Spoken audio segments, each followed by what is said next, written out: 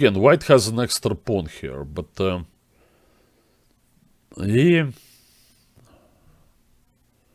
he's in danger with this king in the middle.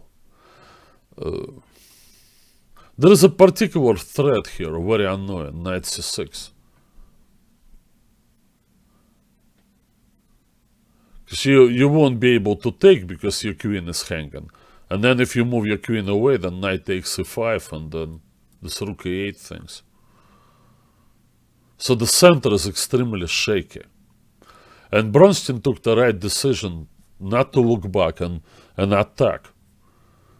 So white doesn't have the luxury of completing his development and then converting his extra pawn or attacking. He has to do everything on the fly.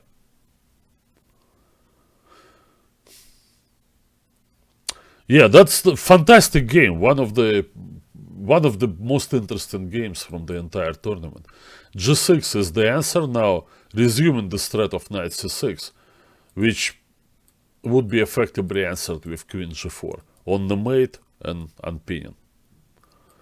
So g6 had to be played. Now white gets to complete his development, but then this, hitting the bishop. The bishop had to go back, and there you go, bishop c5. Incredible concept from Bronstein. It just gives a whole rook. And now pushes d6. Now, this position was heavily analyzed after this game. And one of the people who analyzed it was obviously Lyubovich himself. He had to wait a long time, 6 years, until he got a chance to play this position again. And 6 years later, I forgot who his opponent was. Luba played queen c5. A new move. Queen c5 looks terribly dangerous because it allows the white knight to come to e4. You can see there's a couple of moves the black king is going to be mated. But queen d4. Interesting connection between queen and bishop. Now white, of course, knight f6 cannot follow through with queen h4 because of the active position of the black queen.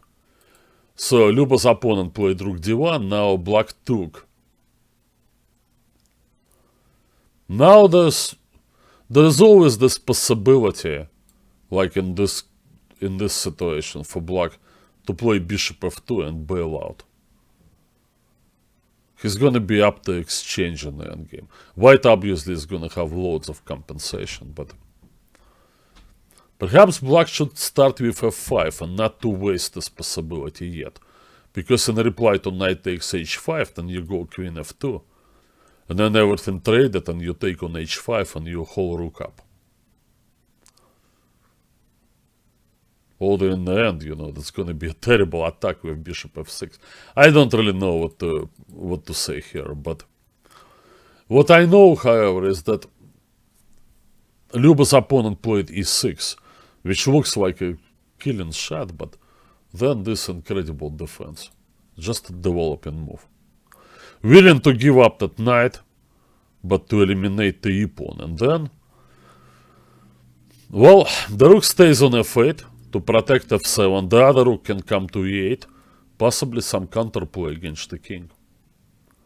e7 was played, and then Luba took the pawn on h2. Gave back the rook, but white then gonna be down 2 pawns in the endgame. I think Luba won this game, as crazy as it was.